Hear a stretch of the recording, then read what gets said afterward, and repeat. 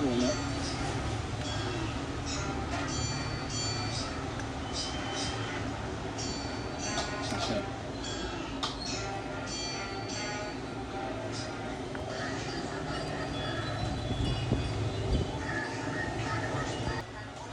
Solely from a footballing perspective, they often peer enviously at their neighbours, and that might still be the case with France, but look at what else has happened this summer. Germany gone, Austria gone, Italy who never arrived.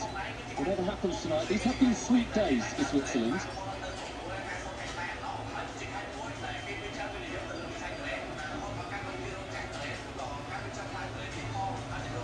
And still they continue to tease.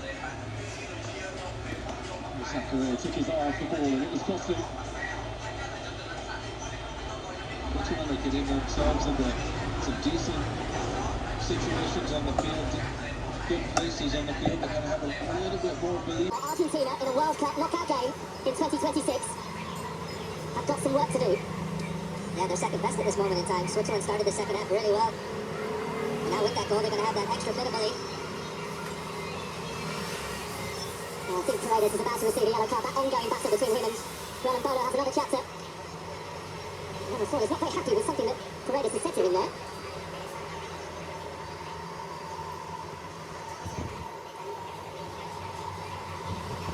But there is eminently frustration amongst these Argentinian players. Absolutely, and Bolo has been a handful every time. And Bolo's holding up the ball. The Argentinian players are wrapping their arms around him, they're kicking him. I can see one of the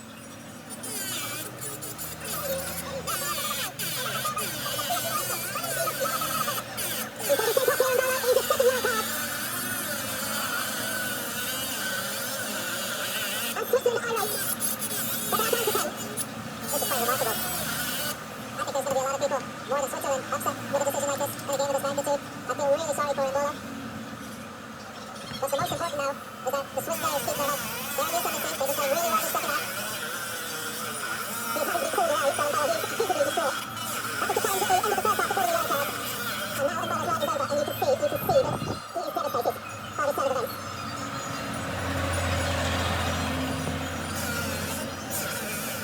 Well, it's a kind of cool card heads from the Swiss players. So the substitution's going to have to be made by Switzerland to get another front runner on the pitch. And so the discussion going between Steve Simmons and Ben Zuckerman, Bianca Paredes.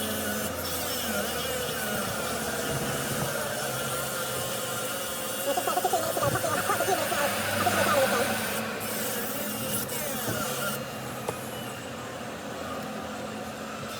And just at the line switch there, believe me, I could create a bit of shot. Yeah, the table, really can. Argentina look lackluster. Look forward to start. But the Swiss players are pretty cool confident. They're just going to have to do a little bit more defending. And Fernando. Tanya Tito. And passes up.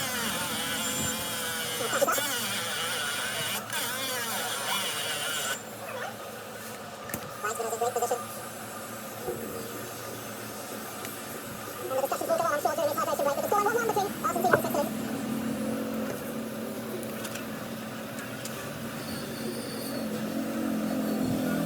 Switzerland need to find a way to mentally reset the heads now.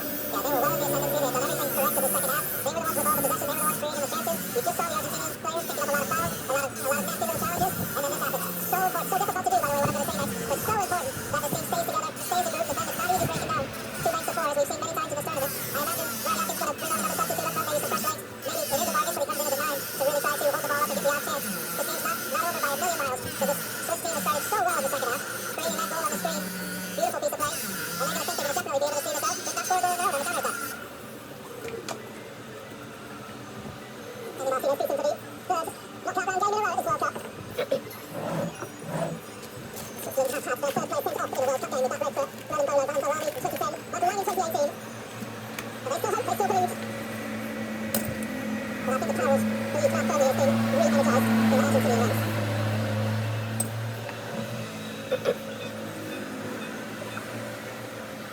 Argentina need to find a way to get Lionel Messi into the game here. Yeah, because from the assist on the goal, he really hasn't been on the ball for one turn early in the second half, and he played a really good through ball.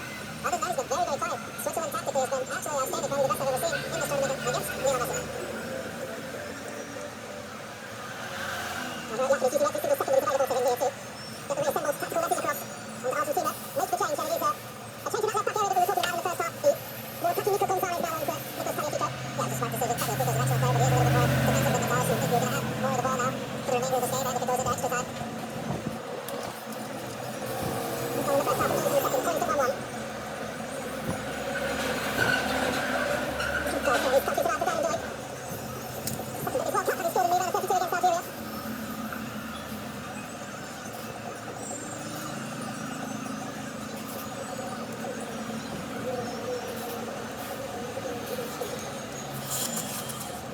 Very proud, I think, for Switzerland is that Argentina scored these 2 goals in each of the last 11 World Cup games. No team has stopped scoring this goal since Croatia in 2018. That back will be up against the wall. What they've ended up doing is putting Ndoye up front. He's got incredible amounts of pace. Looks like the defender with 5 across the back with 3 in front of them. So this is not going to be easy for Argentina to break down. I see looking for the substitute Gonzalez and swiftly off his line is Kulic. But he's more of a winger, I think, for Gonzalez than a left back, so they'll have now outlets to both Gonzalez and Molina going forward from those support positions. And Molina, who is quick and has got their head of the narrow, but he won the physical tackle. Enjoy. Vida.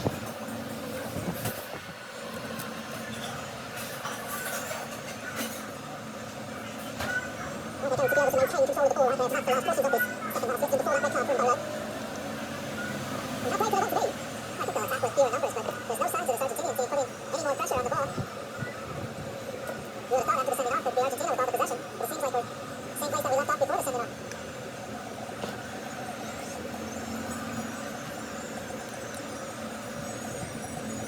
And they just chucked